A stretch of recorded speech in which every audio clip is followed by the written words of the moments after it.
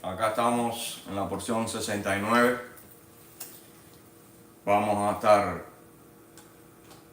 viendo algunos temas interesantes de esta porción.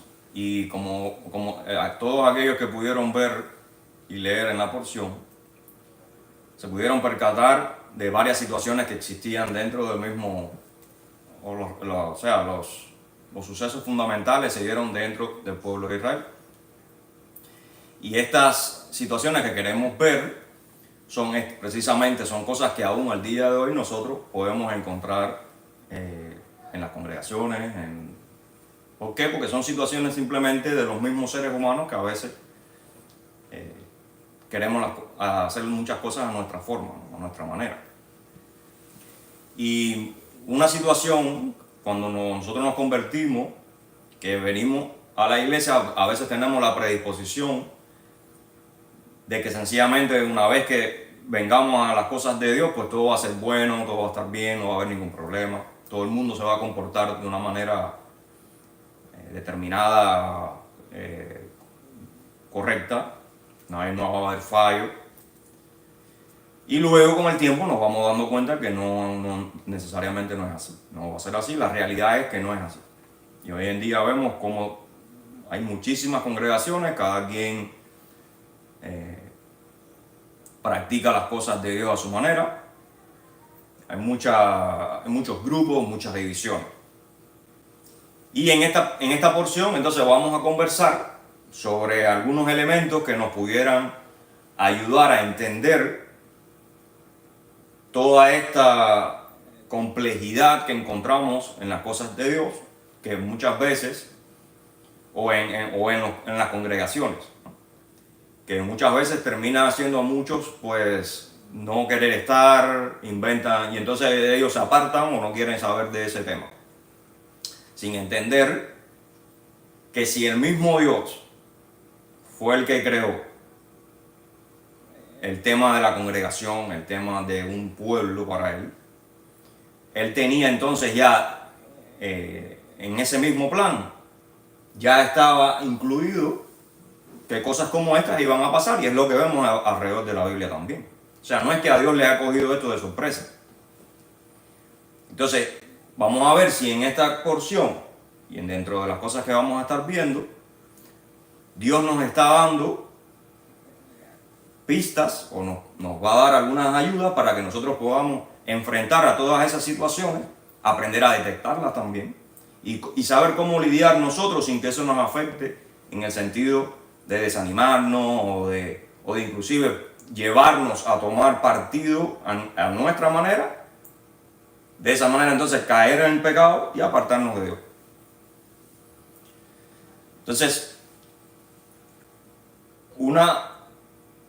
si recuerdas, en la porción hay un texto que nos está hablando en 2 de Samuel, o en Samuel, no estoy seguro, 1 o 2 de Samuel, pero en Samuel dice que había un hombre, y este personaje, según la porción, era una persona bien desagradable. Y dice que David, que estaba en ese momento huyendo de Saúl, dice que David le manda a pedir sustento, ayuda, para sus hombres y para él. Y aquí se ve cómo David tiene ahí una especie de región en donde él protege a estas personas, les da seguridad. Y al parecer él lo hacía porque simplemente lo hacía. Acuérdense que él es el elegido por Dios para ser rey. Pero ya desde entonces podemos ver cómo David tiene ya una intención de servir a las personas que estaban bajo su poderío, por así decirlo, o que él pudiera inclusive en ese momento ya sentirse que él lo que debía era cuidar a las personas de la región donde él estuviera, o de personas que estuvieran no sometidas, pero sí dentro, en este caso, de una región en donde él estaba, pues él quería proteger a esas personas. Y al parecer él no le cobraba nada a nadie, o sea, él no pedía nada a cambio. Llega un momento, parece, de crisis, y él manda a unos hombres a pedirle ayuda a esta persona. Le dice, mira, mi Señor te ha protegido durante mucho tiempo acá, nunca te ha pedido nada, pero ahora estamos pidiéndote algo porque estamos en crisis, ¿no? Este señor le manda a decir que quién es él, que él no sabía quién era y que no le iba a dar nada. Cuando los hombres regresan para donde está David, entonces David se molesta o dice, este hombre no sirve. Y simplemente va con los hombres dispuestos entonces a eliminar a este señor, porque en ningún momento es una persona que está viendo que vienen a pedirle ayuda, no porque le están exigiendo de que yo te he protegido como tipo una, ¿cómo le dicen hoy en día? Como una extorsión, ¿me entiendes? O sea, yo te voy a proteger, por lo tanto me tienes que dar. No, los hombres de David llegaron normal a pedir ayuda porque están huyendo, están en una situación complicada, están metidos en cuevas, sabíamos que David andaba por todas esas regiones allí, era, o sea, no es que estaba bien cómodo, ¿no? Lo estaban persiguiendo. Y que este señor no se haya, sabe, como diciendo, bueno, vamos a ayudarlo. Porque no es que ellos llegaron como exigiendo, nosotros te protegemos o David te protege, por lo tanto queremos que nos des alimento. No, él simplemente también dentro del pedir la ayuda le dijo, mira, nosotros te hemos siempre ayudado o te hemos protegido sin pedirte nada a cambio, pero ahora sí, o sea, para que el Señor viera que aquello era una necesidad real. Conclusiones, no le dio nada a David, recogió sus hombres, dijo, vamos a eliminar a esa gente. Y dice que por el camino la mujer del hombre se entera. Y esta mujer, que es mucho más inteligente que este hombre, dice que prepara todo sin avisarle al marido y sale al encuentro de David antes de que llegara a la casa, porque ya le habían dicho, oye, cuando David llegue, esto se va abajo completo. Y entonces, gracias a la señora que salió con algunas cosas para ayudar a David, y dice que se tira en tierra, le pide perdón, ¿no? Lo que le haga falta, perdona a mi esposo, y entonces ella va a hablar y va a decir un término fundamental en la porción. Va a decir, porque mi esposo es un insensato, es como Belial. Entonces ese término de Belial es un término interesante, porque lo vemos en la Biblia en muchos momentos. Ya desde la Torá se están mencionando los hijos de Belial y Belial. Y entonces queremos caminar y hablar un poquito sobre lo que es Belial. Y bueno, conclusiones, la mujer dice que la mujer no le dijo nada al marido porque el marido estaba borracho ese día. Dice que ella esperó a la noche o al otro día que ya el hombre había pasado. O sea, imagínense cómo era la vida de ese hombre, ¿no?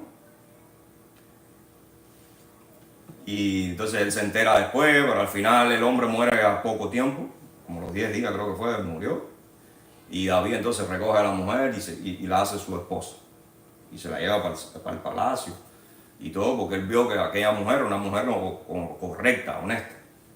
Quizás ahora mismo no te voy a explicar, pero eso fue un buen paso que dio David. No, quizás en la mente occidental moderna de nosotros, wow, eso es de espanto, ¿no? Pero si usted investiga un poco se va a dar cuenta que no. O sea, David lo que estaba era honorando a esta señora y a toda su casa, porque si ese hombre moría, posiblemente se quedara aquello sin un protector, sin una persona que atendiera, ¿no? Y David entonces aquí lo que está haciendo es ayudando a esta persona, ¿no? A esta familia. Y bueno, solamente quería tomar esta definición o esta característica de Belial para entonces darle paso a lo que vamos a conversar. Belial es una palabra que lo que significa es falta de valor. Tiene, por supuesto, como todo en hebreo, tiene varias aplicaciones, pero es una actitud corrupta, en lo más así básico, ¿no? Es algo que no tiene valor, que está corrupto, por así decirlo, y si nosotros nos ponemos a pensar, ¿qué es lo que es corrupto? ¿No? Corrupto es una cosa que se ha sacado de su diseño original, de su valor en cuanto a pureza o en cuanto a lo que realmente es. ¿No? En este sentido, cuando el hombre, en este caso nosotros, cuando el hombre peca, cae en pecado, cae en una corrupción, ¿verdad? Por eso es que entra la muerte, por eso suceden todas las cosas que sabemos que han sucedido. Por lo tanto, pudiéramos decir que si el hombre ha heredado el pecado, todos los hombres nacen en corrupción, ¿verdad? Si tomamos en cuenta lo que significa Belial, pudiéramos entonces concluir de que todo el hombre es Belial, porque está corrupto. Ahora, vamos a ir rápido a un texto en donde Pablo, y este va a ser posiblemente la única, o es donde yo encontré, es el único lugar donde se menciona a Belial en el Nuevo Testamento, y va a ser en el texto de 2 de Corintios 6. Y vamos a comenzar en el versículo 14.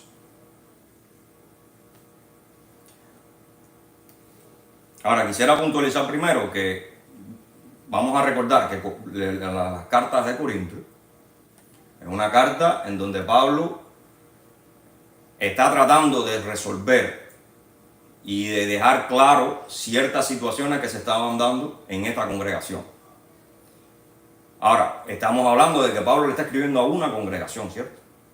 No es que le está escribiendo a personas que no tenían nada que ver con las congregaciones, como le llamamos, con las iglesias, ¿no? Por tanto, estamos hablando de personas que supuestamente lo que le llamamos hoy son cristianos. Están en un grupo cristiano, en una congregación. Entonces, Pablo les está escribiendo a ellos. Y lo que vamos a leer no es para el gentil que está fuera de la congregación. No, es para un grupo que está dentro de esta congregación y que se está comportando como Belial, o como vamos a ver que es Belial, que tiene esas características. ¿Qué quiere decir esto? Que entonces en esta congregación Pablo va a estar enseñando cómo debemos, como debe ser a un inicio, lidiar y cómo debemos entonces comportarnos cuando comenzamos a ver ciertos comportamientos, ciertas actitudes, ciertas posiciones en aquellos que se identifican como cristianos o que se identifican como ser parte de la iglesia, de la congregación, de lo que sea. Y hoy encontrarte una persona que te diga que es cristiano es muy fácil. Hoy en día cualquiera es cristiano, supuesto, según él. Y entonces, bueno, vamos a ver acá qué podemos aprender. Ahora, fíjense, en el versículo 14,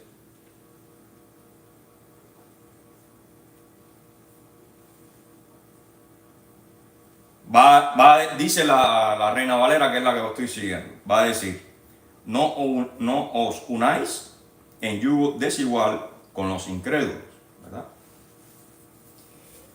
Entonces, ahí cuando esa traducción, y vamos a ver que tiene sus problemitas,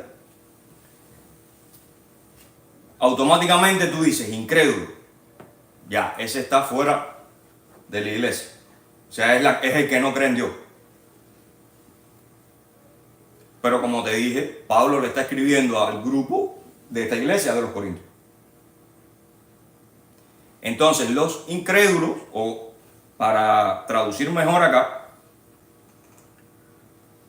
una mejor traducción pudiera ser: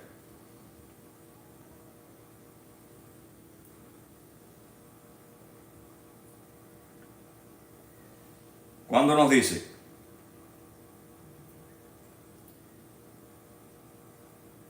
no llegue a ser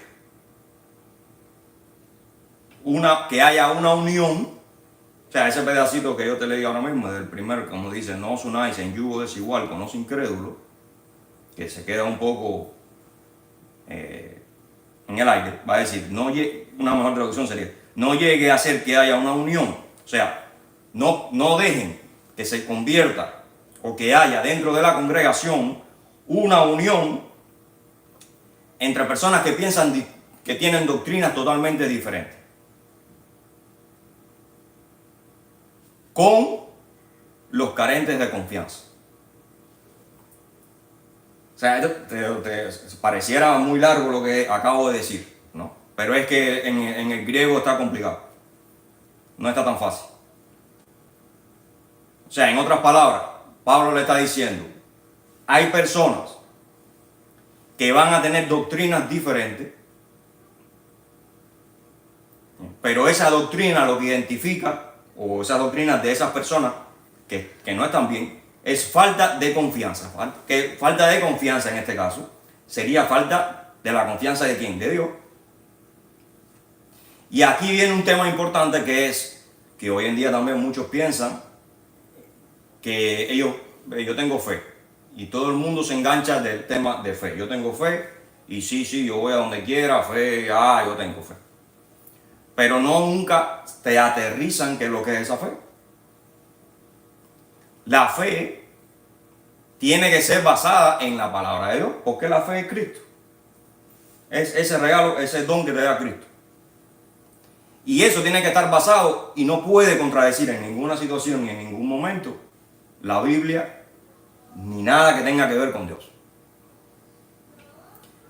Pero sabemos que hay personas que sí creen que tienen una fe, pero a la hora de tú ver su vida, a la hora de tú ver sus principios, sus absolutos morales, la manera en que ellos se conducen, contradicen muchas veces lo que dice la Biblia.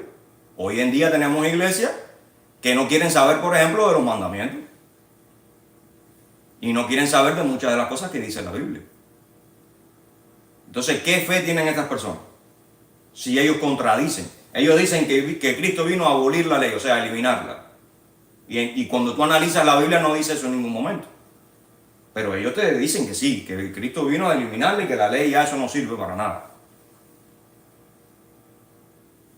Entonces, ¿qué fe es la que tienen estas personas? Ahí para incrédulo o carente de confianza es apistis, es la palabra que viene.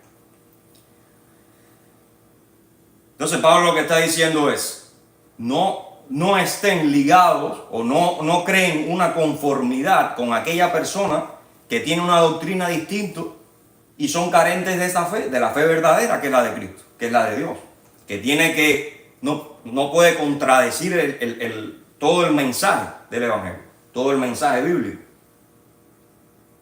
No, porque yo tengo fe, ok, pero si la fe tuya me indica a mí o me está diciendo que en este caso, que es lo que dije, ¿no? Que los mandamientos ya eso no sirve, entonces tu fe es distinta que la mía. Eso que tú entiendes como fe no tiene nada que ver con la fe que yo he entendido, que me enseña la Biblia, que me enseña Dios. ¿De dónde tú sacaste eso? ¿Quién te enseñó eso? Ahora, ¿qué pasa en el mundo de hoy? Que en el mundo de hoy nadie quiere hacer ese debate. Nadie quiere entrar en ese detalle. ¿Por qué? Porque en el mundo de hoy lo importante es ir a la congregación el domingo o el sábado, el día que se reúnen, hacer el servicio un par de horas e irse para su casa. Y la semana entera, a veces los miércoles hacen un servicio de estudio bíblico y hasta ahí la clase. Y aquel piensa lo que quiera, yo pienso lo que yo quiera. Lo mío es cumplir yendo a la congregación y haciendo el servicio que se hace. Que igual muchas veces el servicio es otro desastre, pero no importa, yo fui. A veces la congregación es un club social, pero no importa, yo estoy ahí. Y yo tengo fe en mi corazón y Dios está en mi corazón y olvídate que eso está bien todo. Entonces, viene el que está bien y le quieren arrancar la cabeza. Pero muchas veces se queda ahí. Porque entonces viene el romanticismo cristiano moderno occidental. No, yo voy a cambiarlos a ellos.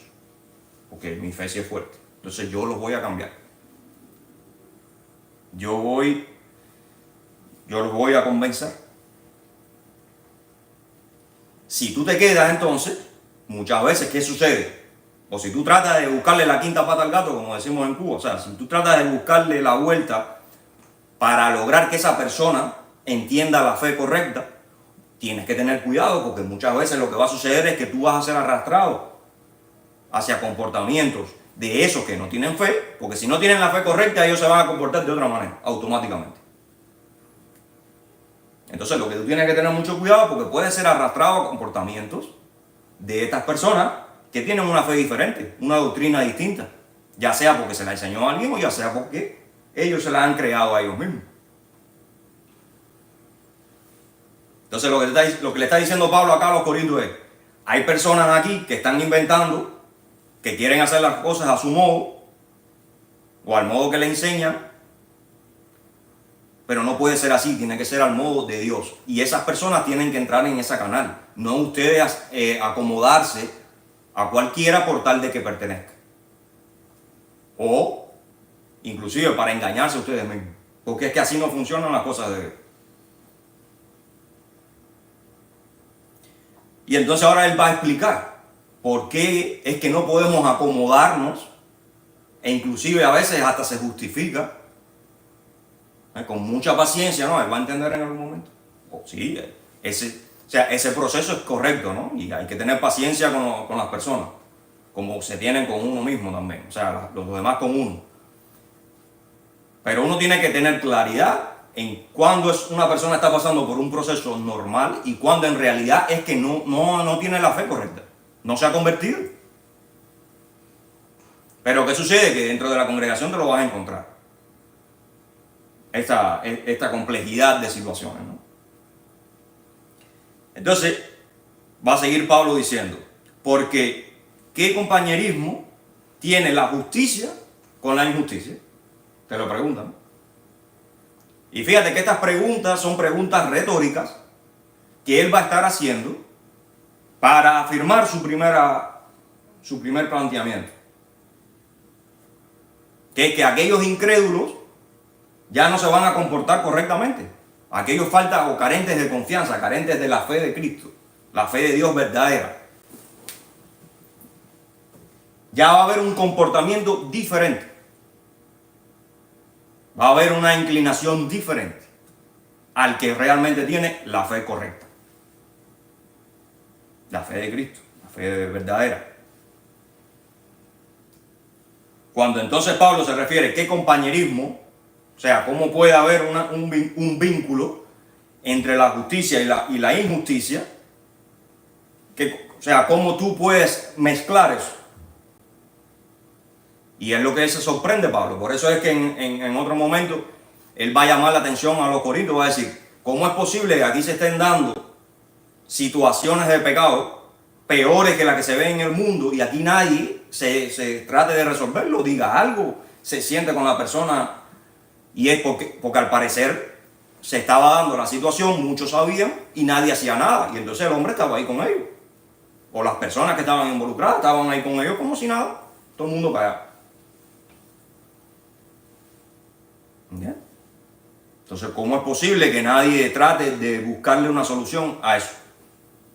Porque no estamos hablando de que si fulanito me miró atravesado y ahora yo me siento dolido. No, estamos hablando de fornicación, adulterio, un hijo que estaba con una madre, no de sangre, pero sí, según la ley, era hijo y madre, porque el esposo de la señora era el papá del muchacho y el muchacho se estaba acostando con esa persona después que su padre murió. O sea, estaban a un nivel y al parecer nadie trataba de resolver aquello, ni trataba de buscarle una forma de llamar las cosas por su nombre. Mas, sin embargo, al parecer la congregación seguía normal. Y ahí es donde entonces está diciendo Pablo, espérate un momentico, porque lo primero es que la ley dice que eso está mal. Eso es parte de la justicia de Dios para el comportamiento del creyente. ¿Cómo es posible que esto se dé y ustedes estén aquí melcochándose con una persona que es injusta porque no está cumpliendo con toda justicia? O ni siquiera está intentando cumplir con toda justicia.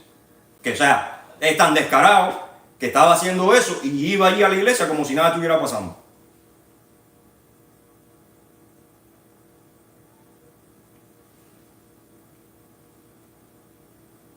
Va a decir luego, ¿y qué comunión la luz con las tinieblas? Otra pregunta retórica, porque eso no tiene sentido. La luz y las tinieblas son dos cosas diferentes. La luz son las cosas correctas, son las cosas de Dios. Dios es la luz del mundo. Las tinieblas son aquellas personas que hacen las cosas escondidas, son aquellas personas que quieren hacer su voluntad, que se alejan de Dios. Son aquellas personas que están totalmente desconectadas de Dios. Pero aquí ya estamos viendo otro nivel de desconexión, otro nivel de tinieblas. Y es que ya son incluso personas que se llaman cristianos o se hacen llamar cristianos.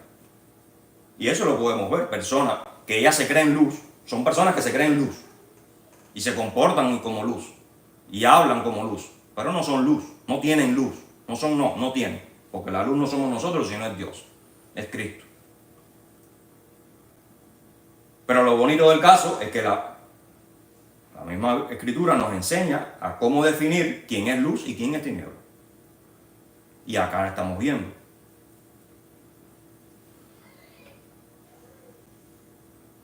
Dice, ¿y qué concordia Cristo con Belial? Ven, aquí entonces vemos el punto de Belial, donde Pablo va a estar tocando ahí este concepto o esta definición o esta palabra. Y fíjate cómo él lo contrapone con Cristo.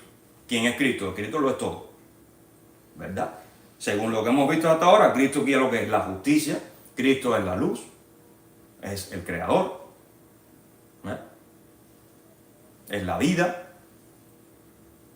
Por lo tanto, aquí estamos viendo cómo Pablo está dando una enseñanza que en otras ocasiones la hemos visto con otras definiciones y ahora la vamos a ver en donde el contrario total de Cristo es Belial, es esa actitud de Belial, que es la oposición a la fe verdadera, la oposición a ese pistis, a esa fe correcta, a esa emuná de Dios, que Dios regala al hombre.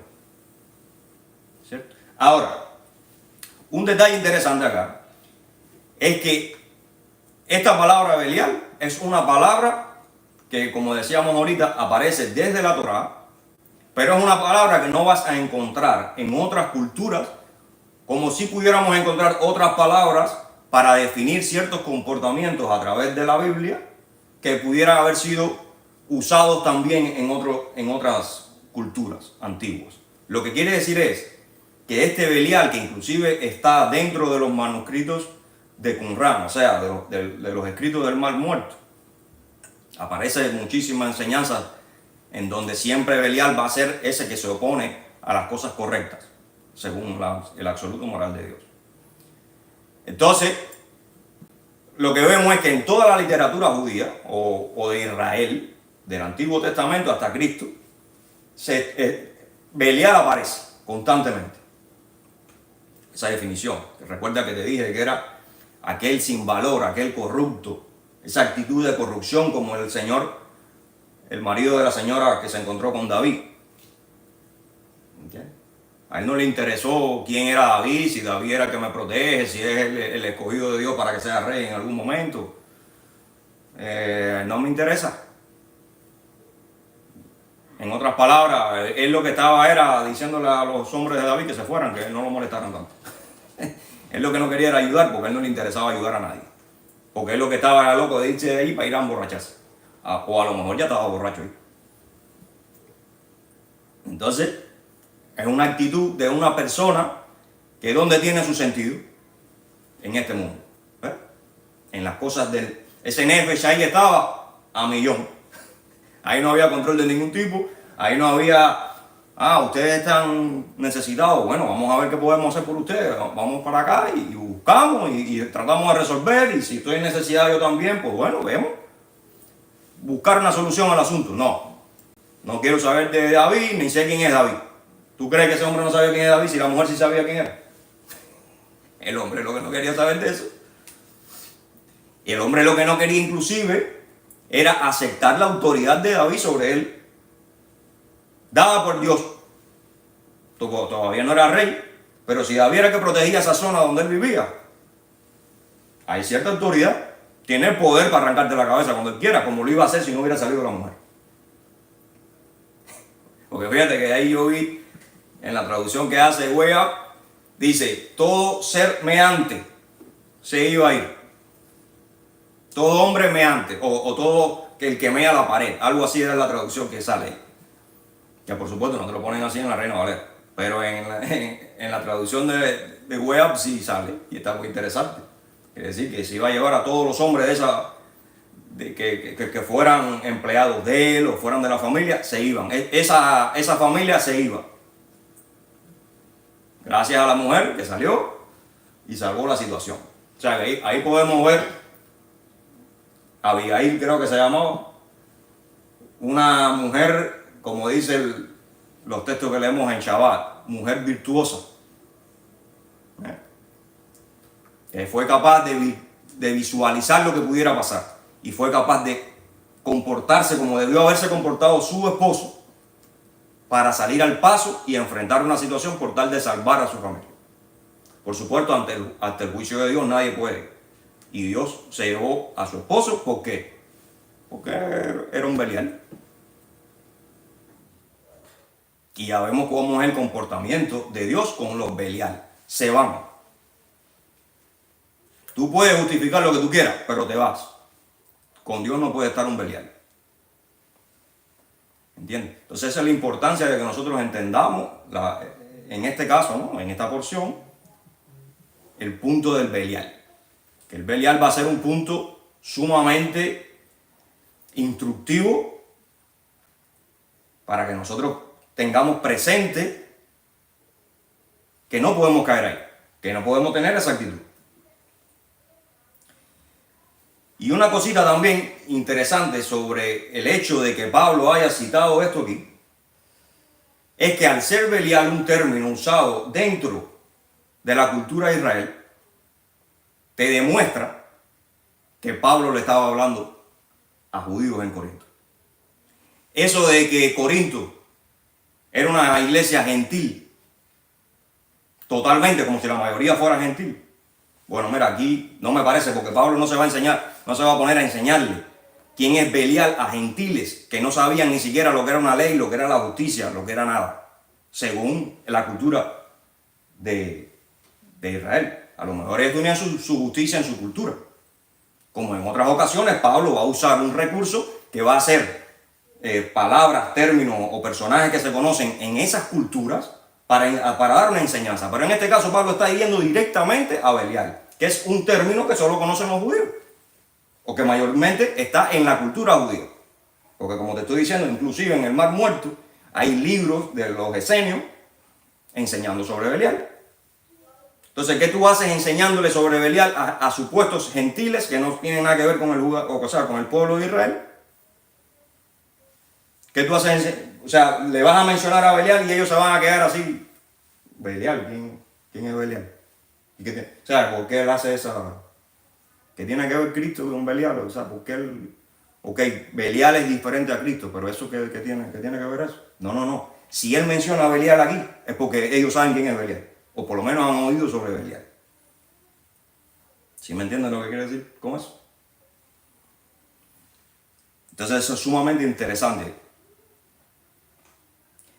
Y va a seguir Pablo diciendo, ¿o qué parte el creyente con el incrédulo? ¿Entiendes? Entonces podemos tener en la congregación personas que dicen que son cristianos y son incrédulos. Ellos dicen que creen en Cristo, aman a Cristo, tienen a Cristo en su corazón y son incrédulos. ¿Por qué? Porque no están creyendo en el verdadero Dios. En el verdadero que es. En el verdadero. En la fe correcta, en la fe verdadera. En el creador del universo y de todas las almas. Y todos los nefesh y todos los neshamá y todas las ruas. Y ese hay uno solo. No es como tú quieras, no es como a ti te parece, no es como a ti te acomoda. Es como es. Y lo que tenemos nosotros que aprender sobre él somos nosotros, valga la redundancia.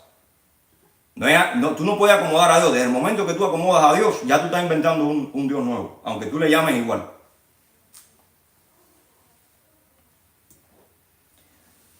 Dice, ¿y qué acuerdo hay entre el templo de Dios y los ídolos?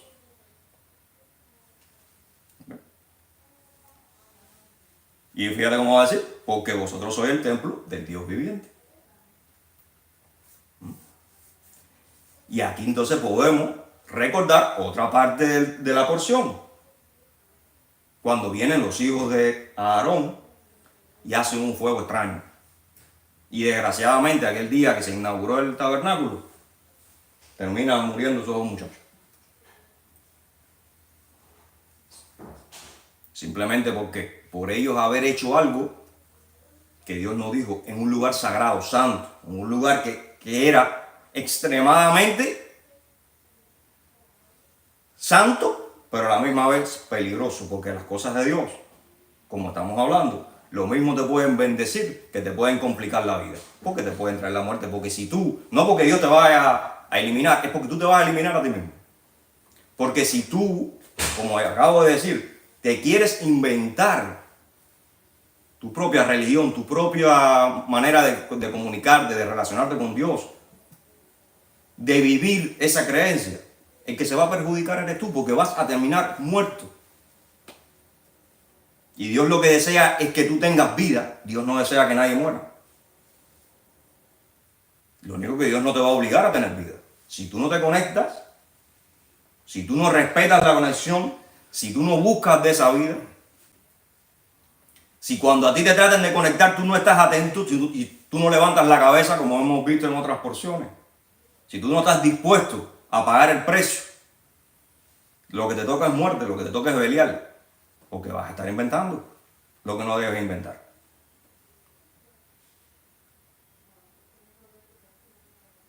Y fue lo que le pasó a los hijos de Aarón. A lo mejor tenían buenas intenciones. Conclusiones, hicieron el fuego, fíjate, el fuego de la manera incorrecta, no según los pasos y según las cosas que se necesitaban para ese fuego en específico, y murieron. Belial, corrompiste ese fuego, corrompiste ese proceso en ese momento. Fíjense lo complicado, por la corrupción de un proceso se fueron. ¿Entiendes? Entonces, Dios nos está enseñando cosas aquí grandes. Y es que donde Dios dice, esto es así, lo que mejor puede hacer el que ama a Dios es tratar de hacerlo así. No le busques la vuelta, no quieras cambiarlo, no lo quieras ajustar a tu manera, sino sométete a lo que dice Dios, a su palabra, a sus instrucciones. Porque como mismo los hijos de Aarón murieron, entonces vas a morir, y esa es una de las actitudes del Belial, corromper los procesos de Dios. Ahora Aarón se mantuvo. ¿Ustedes se imaginan cómo se debe haber puesto Aarón en ese momento? Dos de sus hijos, que inclusive no eran hijos que estaban al despelote, como el hijo pródigo que andaba suelto y sin vacunar, como decimos en Cuba, de fiesta y pachanga. No, hijos que estaban ahí, eran sacerdotes con él, sirviendo en el templo, en el tabernáculo, mejor dicho. Y verlos así de momento, ¿tú te imaginas? Me imagino que Aarón estuviera orgulloso. Wow, Dios escogió que mis hijos sirvieran acá conmigo. Y que de momento dos se vayan, completo delante de él. Está duro. Se dice fácil y son dos, no es uno. Hay personas que pierden uno y se vuelven locos toda la vida. Imagínate dos al mismo tiempo. Dos varones. Está fuerte. Entonces, y sin embargo dice que callado todo el mundo, que Aarón terminó la obra que tenía que terminar. Si Aarón fuera de hoy, el cristalito que tenemos hoy en día, aquello se acaba, la gritadera empieza, todo el mundo para afuera a correr, ¡ay, mataron a fulanito y a menganito! Y aquello lo que se forma ahí es una gritadera terrible, y todo el mundo para la casa a llorar y tirado para el piso. Y sin embargo dice que Aarón terminó la obra que le tocó en ese momento. Entonces tenemos hoy en día que los creyentes aprender de Aarón también. Tener los pantaloncitos para que en algunos momentos que suceden cosas que suceden, mantenernos firmes. Y controlar el nefesh. Para que nosotros podamos seguir haciendo lo que nos toca. viene cualquier situación de la vida, viene cualquier descomposición y ya nos desmoronamos como el pan. No, hay que mantenerse firme. Andamos dependiendo de otro, andamos dependiendo del emocionalismo o de algo que se nos meta adentro y nos haga funcionar. Por lo menos en la vida cotidiana tenemos que comportarnos dignamente como es un ejemplo de Cristo. Tener esa representación de que estamos imitando a Cristo.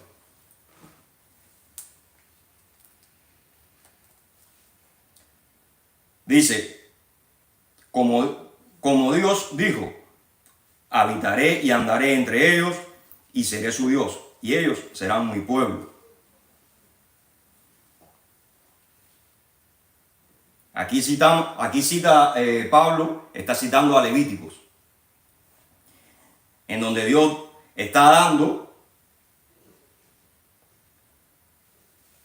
las consecuencias de aquellas personas que obedecieran a Dios, después de todas las cosas que se dan en Levítico, todas las leyes, todo el comportamiento que debían comportarse. Entonces Dios le está diciendo al pueblo, esto es lo que va a sucederle a los que cumplan con las leyes, con los preceptos, con los mandamientos. Y Pablo está citando a Levítico en esta situación, en donde allá Moisés está hablando del cumplimiento de las consecuencias buenas para el hombre de andar según los caminos de Dios, según los mandamientos, las leyes, etc. Y fíjate todo lo que hemos hablado de justicia, de la luz, y Pablo te estás zumbando o te está tirando para allá, para Levítico, citándolo acá, recordándote, y seré su Dios, y andaré entre ellos. Claro, ¿por qué andará entre ellos? Porque nosotros somos la representación ahora del tabernáculo, nuestro espíritu y el templo. Y seré su Dios y ellos serán mi pueblo. Entonces, ¿tú crees que una persona en oscuridad, en tinieblas, en injusticia, que inventa su propia fe,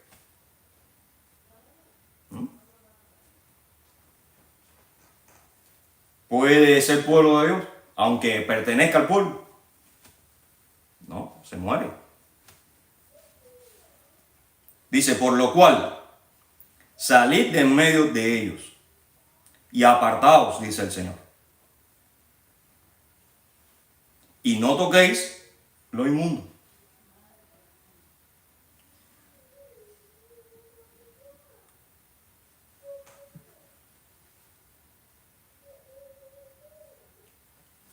Ahí donde ven que dice, y no toquéis lo inmundo, está haciendo una referencia a realmente, o sea, realmente lo que está haciendo referencia es, trayendo la misma idea que estamos viendo, es a no acercarte, a no involucrarte, a no exponerte a las cosas que Dios ha delimitado como impuras, como tame, como cosas que no tienen nada que ver con él, o como cosas que no se deben hacer.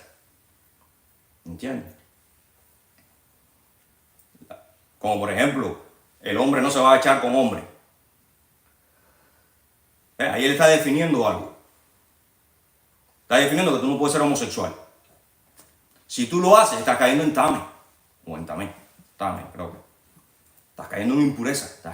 ¿Por qué? Porque estás haciendo lo contrario de lo que dijo Dios que hay que hacer. Por lo tanto, eso es una actitud de corrupción. Porque está saliendo de la definición de Dios, de lo que Dios ha establecido. Todo lo que sale de lo establecido por Dios es corrupto. Como mismo el hombre, cuando después del pecado y que nosotros lo arrastramos, lo heredamos, estamos en corrupción. Y por eso es que debemos entonces hacer un proceso, después que exista la conexión, de regreso a Dios. Para irnos limpiando, purificando, quitando esa corrupción de nosotros.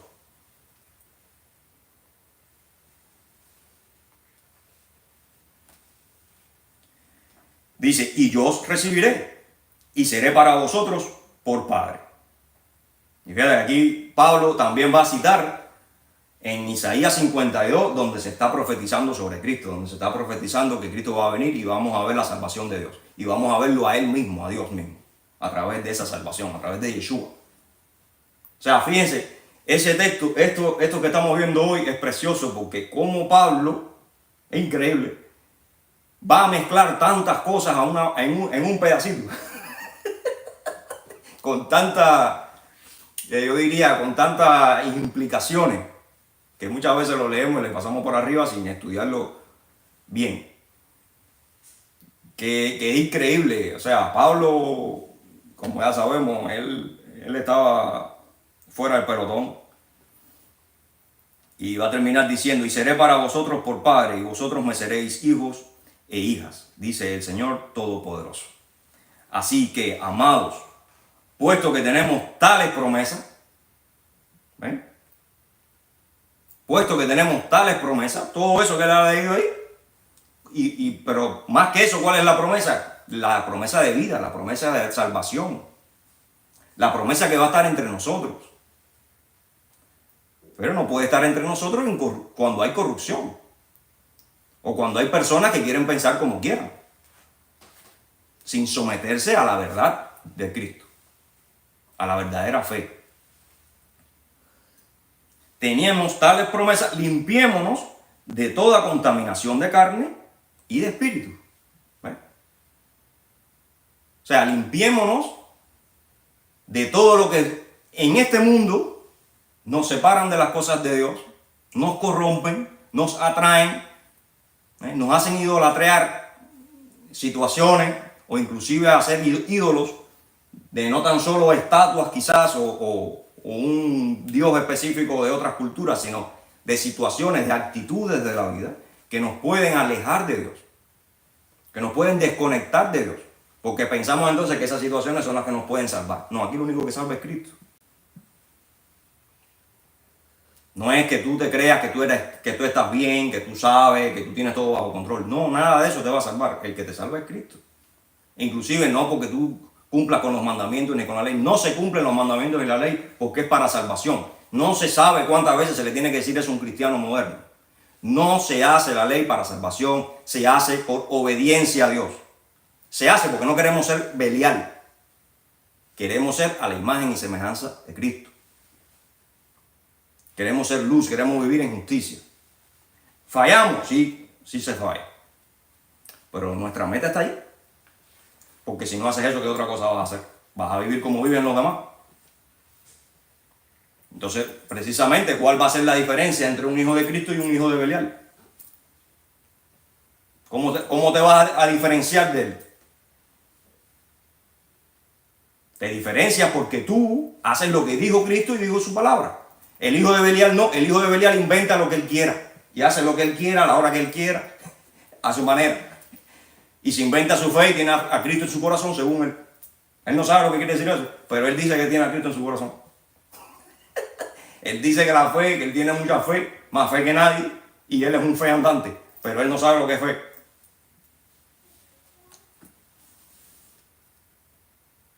Y en lo espiritual también. O sea, debemos entender que en nuestra parte espiritual venimos acarreando corrupción, que es ese pecado. Y ahí también tenemos que crear esa transformación respecto a la ecuación de Dios, como hemos hablado en otras ocasiones. Y entonces aquí Dios va a terminar con broche, Dios no, Pablo, Dios a través de Pablo, va a terminar con broche de oro diciendo esta sección, ¿no? Perfeccionando la santidad en el temor de Dios. ¿Ves? Es lo que hemos venido diciendo. Nosotros hacemos la ley porque eso nos ayuda en nuestro proceso de santidad, en nuestro proceso de acercamiento hacia Dios.